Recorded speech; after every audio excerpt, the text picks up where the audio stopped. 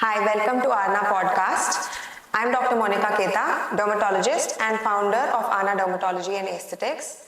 Today we have someone very special with us, Dr. Rajesh Vasu, who is very well renowned for his rhinoplasties, and he is one of the top surgeons in India when it comes to plastic surgery. And welcome, Dr. Rajesh Vasu. Thank you.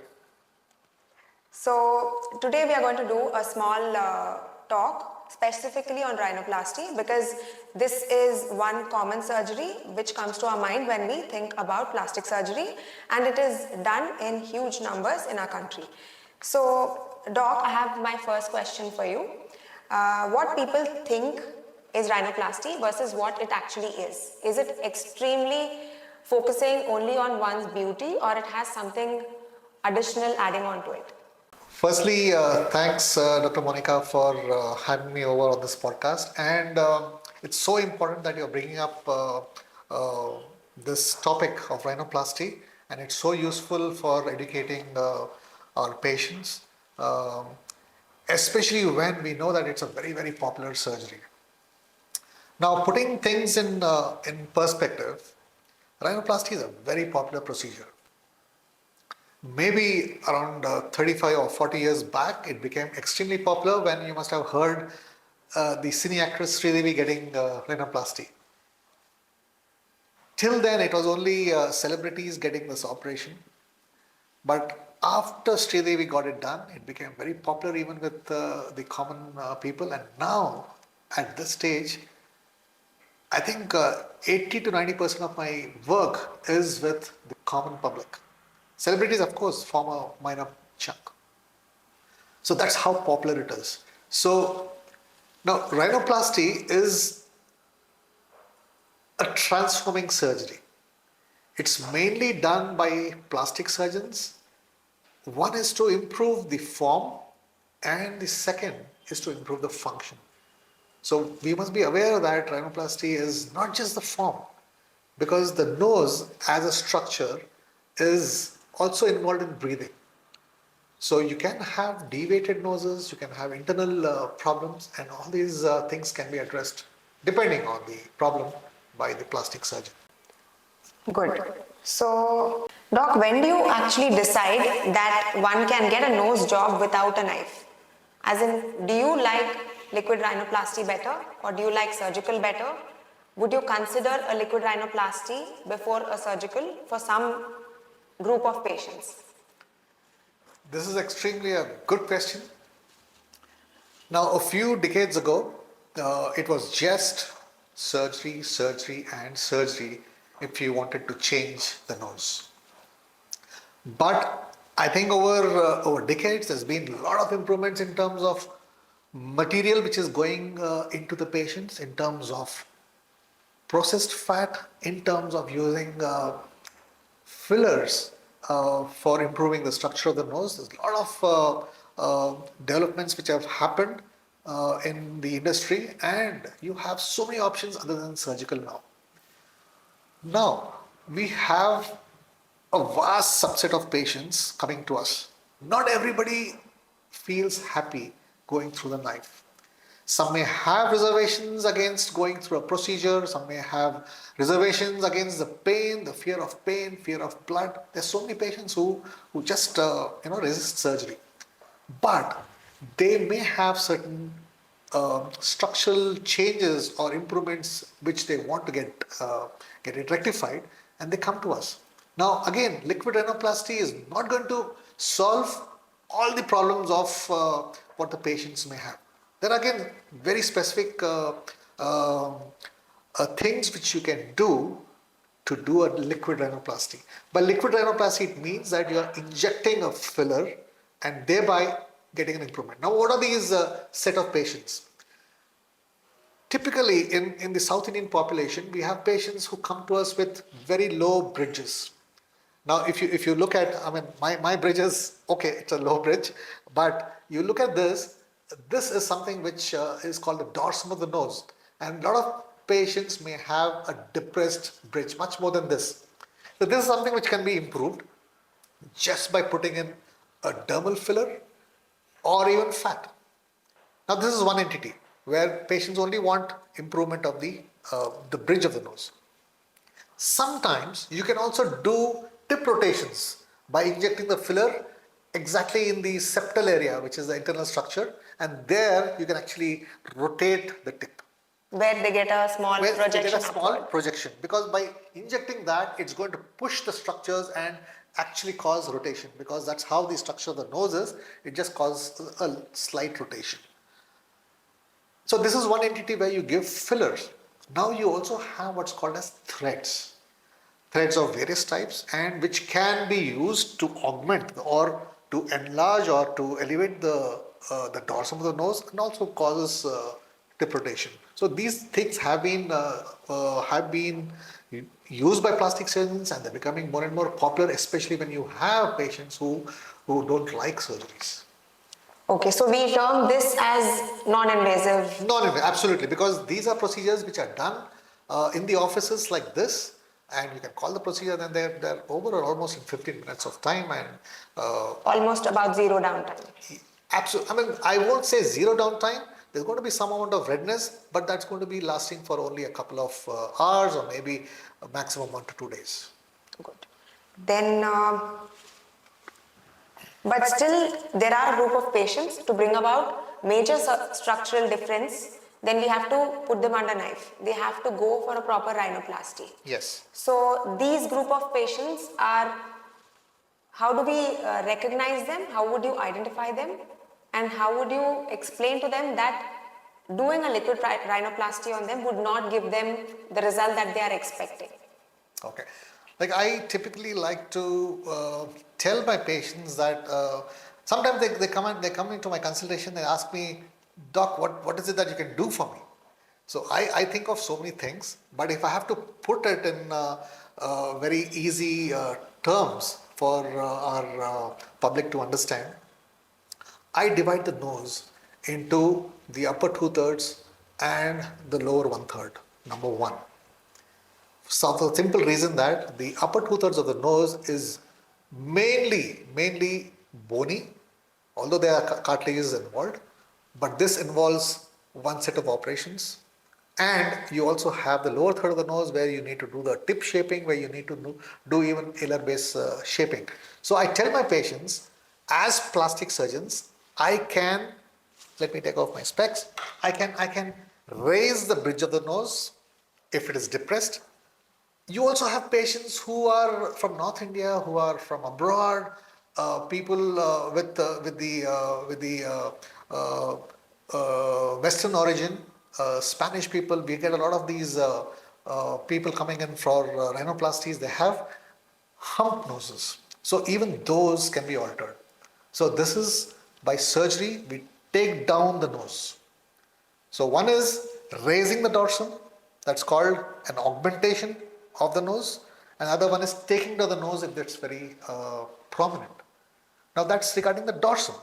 You also have problems with the width of the nose. Our South Indian patients may have wide flare of the bones.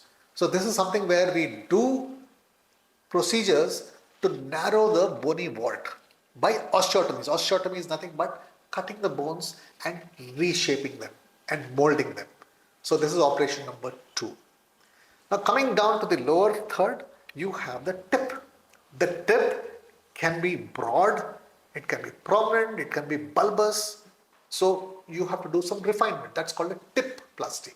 So tip plasty is something, once we open up we'll come to the methods of rhinoplasty, but once you open up the nose, you can actually shape the cartilages, you can trim the nose, you can defat the nose, you can debulk the nose, and giving it a lesser prominence.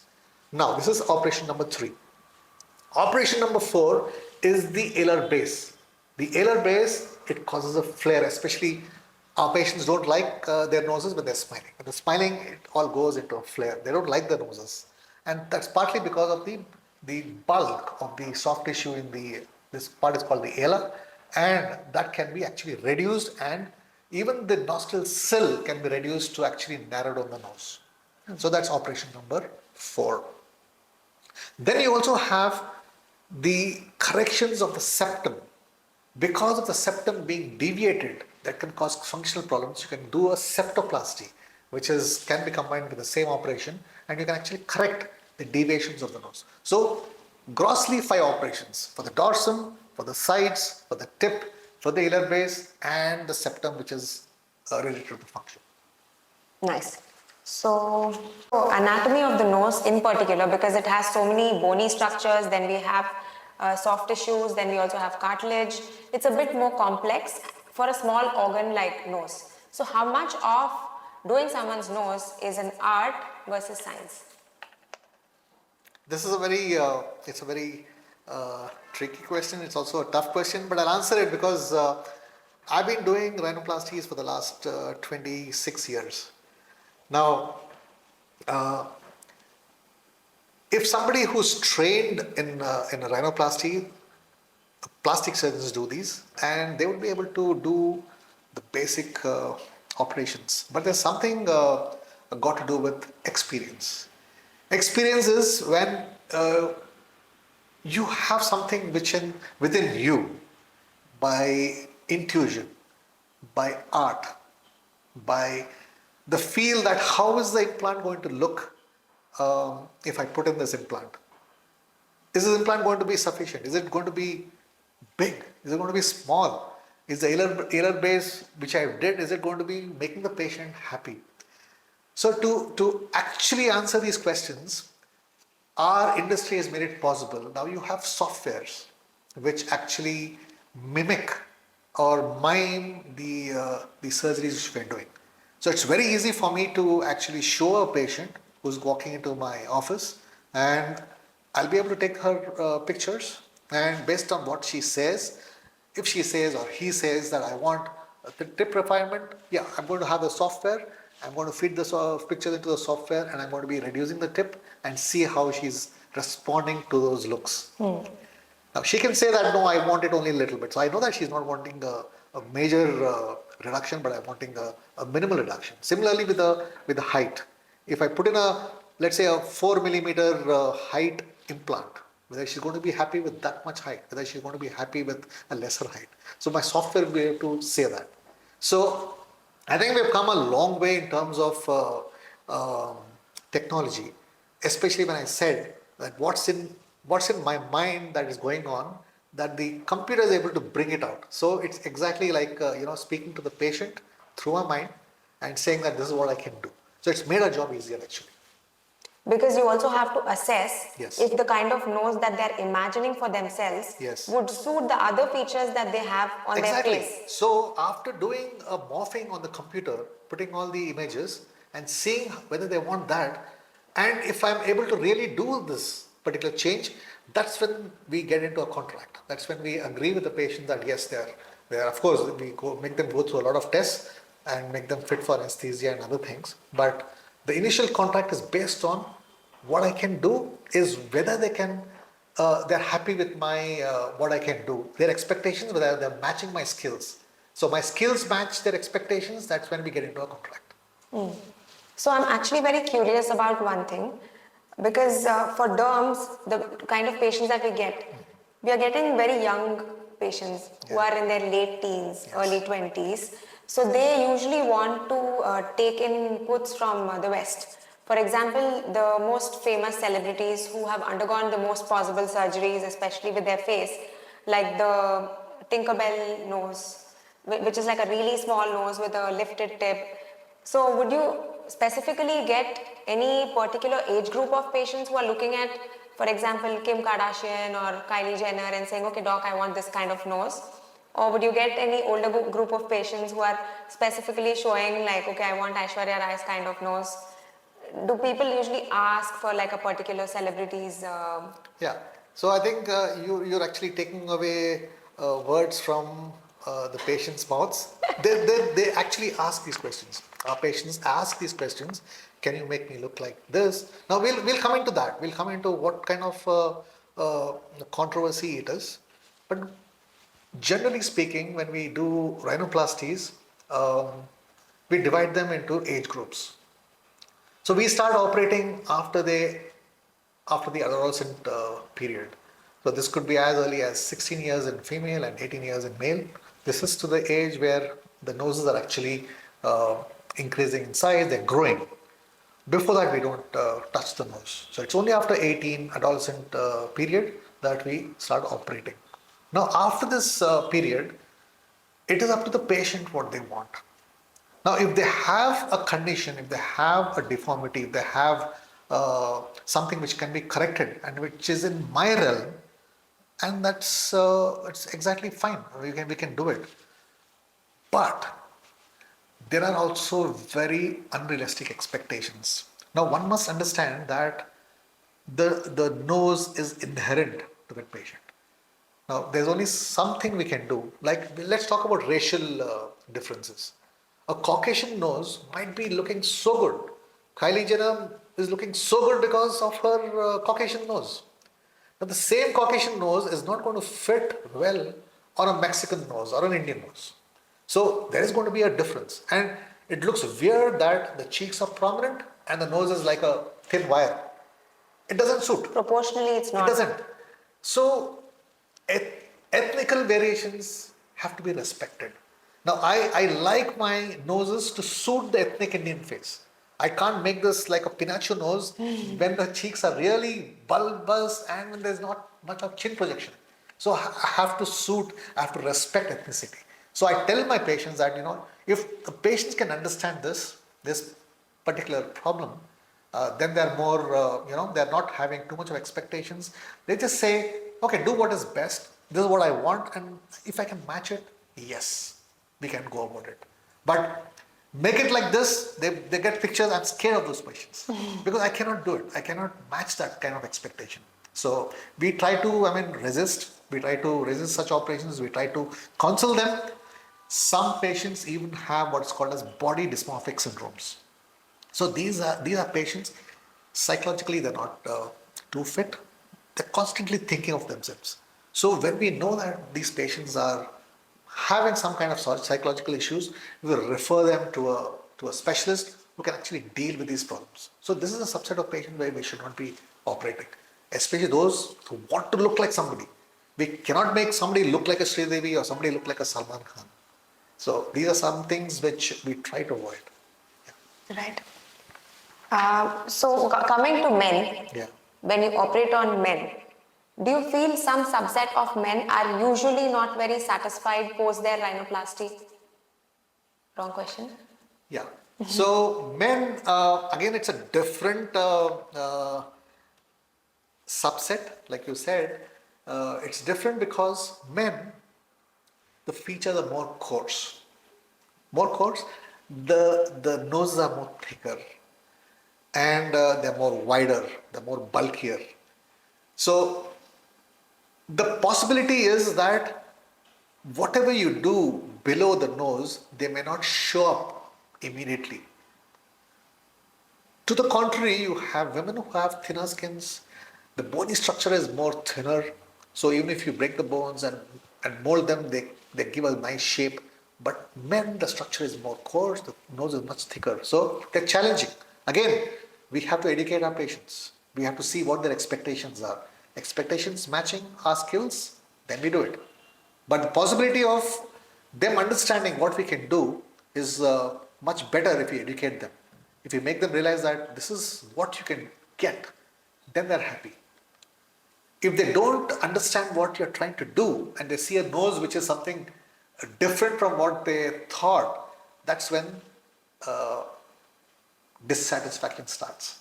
Which is where when your visual simulation software comes into place. Exactly. So the initial consultation, the education, the counseling, then the simulation, all these really help. And then I usually show my albums, my pictorial albums of previous patients. Then they see all this, they make up their mind, yes, this is what I want. That's when we have realistic expectations. Good. Key to avoiding such situations is expectation management in patients. Absolutely. I think as aesthetic plastic surgeons, not only rhinoplasties, every surgeries that I do, it's all about managing expectations. So when I actually see patients in the office, I actually am listening to them. I want to see what their requirements are. I want to see what their issues are. I want to see what their expectations are, what they want to become after the surgery. And then once I listen to them, and if it is in the realm of my skills, which means I can do this much, I can do this much, I can better this much, that's when I tell them that yes, your surgery is going to be possible. So the consultation initially is all about educating the patient in terms of there might be a patient who has very high expectation. It may be unreasonable. So I tell them that, maybe you should probably compromise a little bit in terms of, there are some patients who will tell me I want to have a very pinched nose. So I try deviating them by saying that, yes, I can get a pinched nose, but you'll not be able to breathe. How is that? I mean, are you going to accept that? Then they say, no, no, no. Then I tell them that, yes, this is exactly what I'm trying to say. So you should have realistic expectations. So I tell them that during surgery, we have a method to say that I can do this much because you'll be able to breathe properly. And then beyond that, I can't go more than that because it's going to cause breathing issues.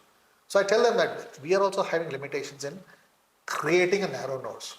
And we also want to create a nose which is ethnically acceptable. So expectations management is very, very important. So usually for rhinoplasties, it is 1 or 2 consultations which we have with the patients, trying to understand what they want, trying to educate what they want. And not only it's about talking to them about what their expectations are, we need to also tell them about what their health status is, what the complications could be after surgery. There might be swelling, there might be pain, there might be, so many other complications which may possibly arise. They should be aware of all these problems. It's not like they're coming to a salon and they're getting a nose job, they're going on. No, they have to understand all this. So it's like a medical treatment. So once they understand all this, once they feel educated, once they feel empowered with knowledge, and yes, then they become our patients. So two major things which I've heard after surgery, what are the possibilities is, you've shaped a nose, you've put it together, and then while the nose is healing, as in after the nose job is done and then the nose is healing, is there a possibility that it gets fibrosed and changes in shape due to some reason? Usually not. Usually not, because rhinoplasty is a very precise operation. If I have to make changes, let's say I'm talking about putting in let's say an implant, or let's say a cartilage piece. So I am going to be, dissecting or opening out or operating exactly in that particular area. So it's a very precise operation. It's planned to the millimeter, and the only thing which changes the result is the swelling, which I explain to my patients that there's going to be a swelling for a period of 3 to 4 weeks after the surgery. Some patients even up to 3 months. We don't know who that patient is, but some patients as much as 3 months. But by and large, 80% of my patients, they settle down with swelling in 3 to 4 weeks, and they'll be able to see the results which we do. And when we do the surgery, we actually mold the nose as to what we have given the shape, and we put a retaining plaster of Paris mold. So that causes a retaining of the shape which we do, and that's put for almost 7 to 10 days, and then we remove the dressings and they can all see it. And usually by 7 to 10 days, they'll be able to see their realistic picture. Of course, it's all swelling, but if you give it another 3 weeks of time, they get back their beautiful noses. Okay. Yeah. So the other day I was asking you about the raccoon's eye. That's a downtime which is expected in most of the nose surgeries. How do you avoid that? So the raccoon's nose, what Dr. Mounika is talking about, is the redness around the eye. Now, not all rhinoplasties have the raccoon's eye. It's only in operations where we break the bones. That's the operation where we are molding the bones together, because we'll have to do cutting of the bones. So there's going to be some amount of swelling there. Yeah. But the other operations where I have to do a tip work, or where I have to put a silicone implant or do the alar base reduction, not much of redness around the eyes. Swelling will be there, but redness may not be that much. Okay. Yeah. So we've spoken about the patient's perspective, their doubts. Yeah. Now, doctor to doctor, I wanted to ask you, what was more rewarding and how many surgeries you might have performed on patients' noses? What's more rewarding in the journey of doing rhinoplasties? Okay. Okay. Let me. And I think this is getting very personal now. Uh, I became a plastic surgeon only because of the inspiration which I got from my mother's plastic surgeon. My mother underwent a rhinoplasty when I was in class 8, and the surgeon was extremely talented, and the way he did it inspired me so much that how could somebody change the nose without any scarring? That was my question. And I actually went to meet him and I told him, how could you do this? And he said, for this, you have to become a plastic surgeon. So, this is the inspiration I got from just one surgery. And truly, for being a rhinoplasty surgeon, it's not just about skills, it's about intuition, it's about empathy, it's about whole set of skills which you have to get in. Because no nose is similar. I think, you could be having brothers, sisters, you could be having so many people in the family. Not one nose is alike. Everybody has, even amongst twins, there is little bit of difference. So noses are so uh, difficult, so demanding, especially when it comes to patients who come to us for change. And we are just talking about the tip of the iceberg. We get patients who are operated elsewhere and they come to us. And these are again redo surgeries, we call them. So how are we going to manage them? Some people have breathing difficulties, some people have accidental involvements, and it's so challenging.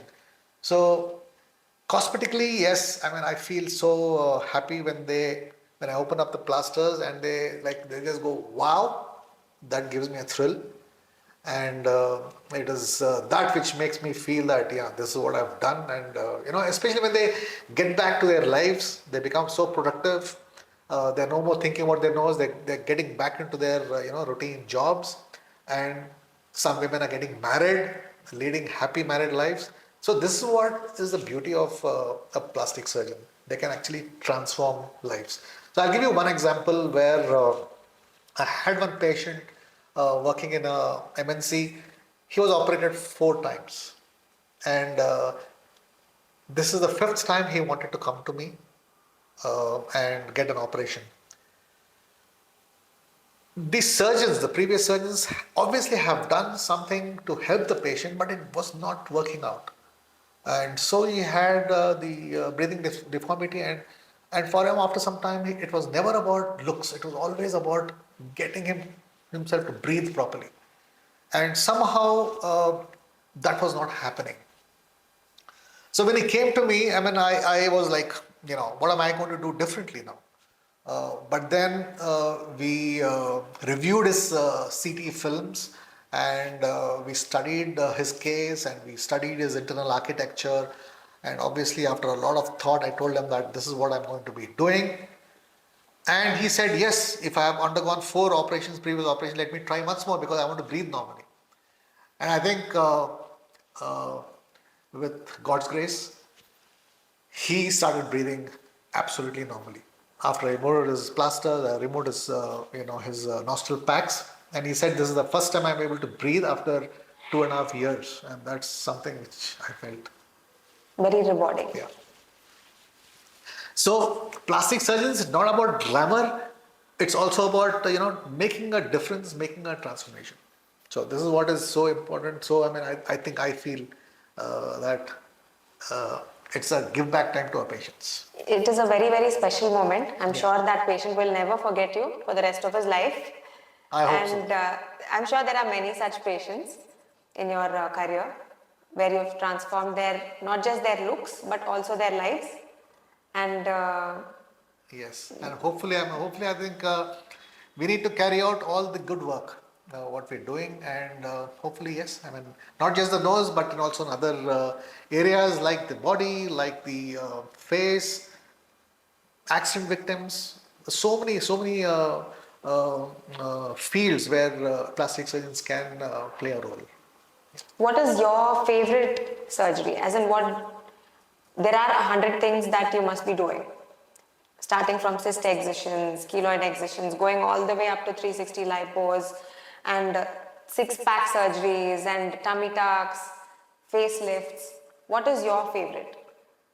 It's As like, in you can just do like 4-5 yeah, of them. it's like asking who's your favorite heroine. I will not be able to tell.